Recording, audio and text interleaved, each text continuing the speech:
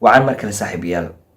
Markii aad moobilka saaxiibkaaga ama kaamirada saaxiibkaaga aad sawir ku soo gasho, sawirkaasna lagu soo diro waxaad aragtaa in sawirkaas uu kula noqdo nooc kale.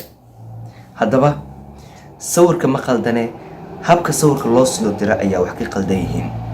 Waxaa jirta markii moobil ama kaamiro sawir lagu soo galo, qaab loo diro sawirkaas si uusan sawirkaas u yeelan shucaac ama si uusan u noqon sawirkaas sawir ayaan markuu joogo isbedela. qaab dirista sawiradana waxay u baahan tahay barasho gaar ah. Runtiina sawirada looma diro sida caadiga ah ee fariimo loo wadaago. Muuqaalkan waxaan kugu tusi doonaa habka ugu fudud ee haddii sawir aad saaxiibka moobilkiisa ku soo gasho ama kaamiradiisa lagu soo diri karo. Sawiradaasna ma noqon doonaan sawir shucaac yeesha. Si fududna waxaan ku tusi doonaa qaabka ugu fudud ee sawiradaas loo wadaago. Waxaana ogaataan sawirada lagu soo dirayo qaabka loo maro ayay ku xirnaan doontaa sawirkaas inuu shucaac yeesho ama inuu shucaac yeelan. Muuqaalkan hadda aad daawanaysana waxaan kugu tusi doonaa sida ugu fudud ee sawiradaas lagu soo diri karo ayana oo yeelan wax shucaac ah. Waana farsamo yar oo aad u fudud. La daawo muuqaalka bal sida aan kugu tusiyo.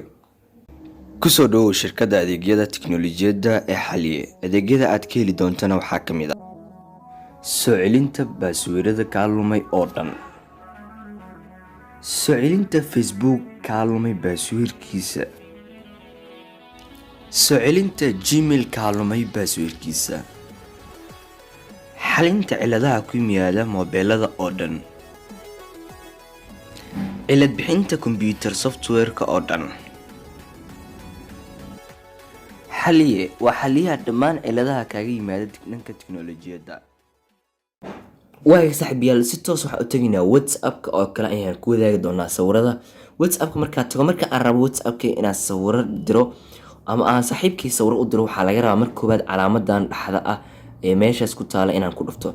Calaamadaas marka ku dhufto waxaa isoo bixi doonta qaybtan. Waxaan kasii dooran doonaa document. Sawirada aan diri doono qaab document ah ayaa u diri doonaa, mana yeelan doonaa wax shucaac ah, mana geli doono. Saa ujeedinba waxaa ujeedaan waxyaalo badan oo isoo baxay. Halkan ayaa taaban kartaa oo kuu soo bixi doonto hadba waxa aragto, ama waxaad taaban kartaa browse other device ama other documents, kaas oo ay kuu soo saari doonaan sawirada iyo muuqaalada ku jira moobilkaaga.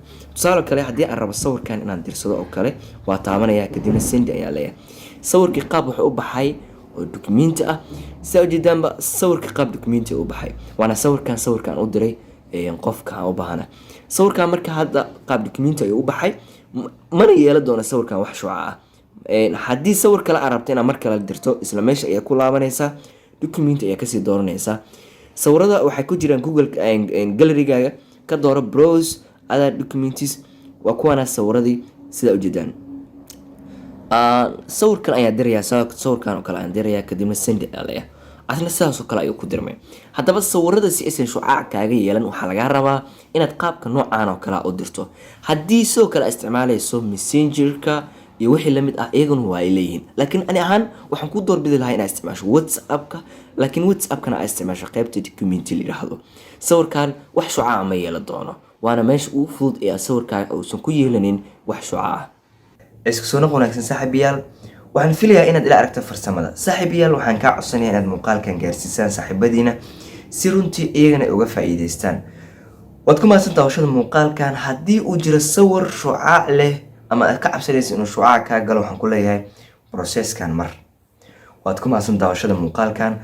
Waxa inoo badan muuqaalkan iyo muuqaalka xiga. Waxaan ku rajeynayaa guul wacan.